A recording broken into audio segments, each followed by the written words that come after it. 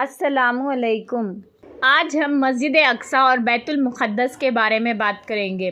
بیت المقدس مسلمانوں کا پہلا قبلہ اول ہے اور یہ فلسطین کے شہر میں القدس میں موجود ہے، اور اس شہر کو بھی بیت المقدس کہا جاتا ہے۔ بیت المقدس یہودیوں، عیسائیوں اور مسلمانوں تینوں کے لیے مقدس مقام ہے۔ اس زمین میں انبیاء کے مزارات زیادہ ہیں، اس لیے اسے القدس کہا جاتا ہے۔ یہ نیک لوگوں کا مرکز رہا ہے۔ حضرت سلیمان علیہ السلام کا مزار مبارک بھی یہاں موجود ہے۔ مشہور مسجد اقصیٰ بھی اسی شہر میں ہے۔ کعبہ معظمہ کی بنیاد ڈالنے کے 40 سال بعد مسجد اقصیٰ کی بنیاد ڈالی گئی۔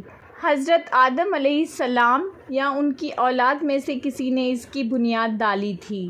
پھر اس کی تعمیر حضرت نوح علیہ السلام نے کی تھی۔ پھر ایک عرصے کے بعد حضرت داؤد علیہ السلام نے بیت المقدس کی بنیاد اسی جگہ پر رکھی جہاں حضرت موسیٰ علیہ السلام کا خیمہ نصب کیا گیا تھا۔ جب حضرت داؤد علیہ السلام کا وفات کا وقت قریب آ گیا تو انہوں نے اپنے بیٹے حضرت سلیمان علیہ السلام اس کو مکمل کرنے کی وصیت فرمائی۔ حضرت سلیمان علیہ السلام نے انسانوں سے نہیں جنتوں سے اس کا کام کروانا شروع کیا، مگر حضرت سلیمان علیہ السلام کا بھی وفات کا وقت قریب آ گیا۔ حضرت سلیمان علیہ السلام عصا پر یعنی ان کی لاٹھی پر ٹیک لگا کر کھڑے ہو گئے، اور ملک الموت حضرت اسرائیل علیہ السلام نے ان کی روح قبض کر لی۔ وہ ایسے ہی عصا پر ٹیک لگا کر کھڑے ہو گئے، مگر وہ دنیا سے رخصت فرما چکے تھے۔ جب حضرت سلیمان علیہ السلام حیات تھے تو جنات کو رات کی رخصت مل جاتی تھی، اور حضرت سلیمان علیہ السلام بھی آرام فرمانے چلے جاتے تھے۔ حضرت سلیمان علیہ السلام ایسے ہی عصا سے ٹیک لگا کر کھڑے ہو گئے، اور جنتوں میں کسی میں بھی اتنی ہمت نہیں تھی کہ وہ ان سے اجازت مانگ سکے، تو جنتوں نے 4 سال دن رات کام کیا۔ اسی طرح حضرت سلیمان علیہ السلام کے زیر نگرانی ہو رہی تھی، اسی لیے اسے ہیکل سلیمانی بھی کہا جاتا ہے۔ بیت المقدس کی روشنی کا انتظام بھی بڑے ہی نرالے انداز میں کیا گیا تھا۔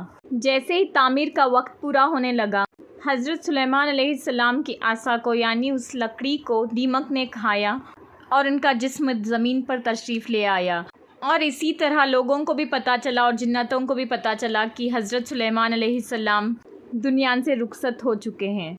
حضرت آدم علیہ السلام سے لے کر حضرت موسیٰ علیہ السلام تک، حضرت موسیٰ علیہ السلام سے لے کر حضرت عیسیٰ علیہ السلام تک بیت المقدس ہی قبلہ تھا۔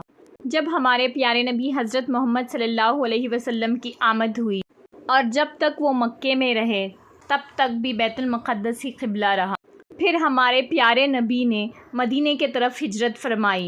ہجرت فرمانے کے بعد 16-17 مہینوں تک بھی سارے مسلمان بیت المقدس کی طرف ہی رخ کر کے نماز ادا کرتے تھے۔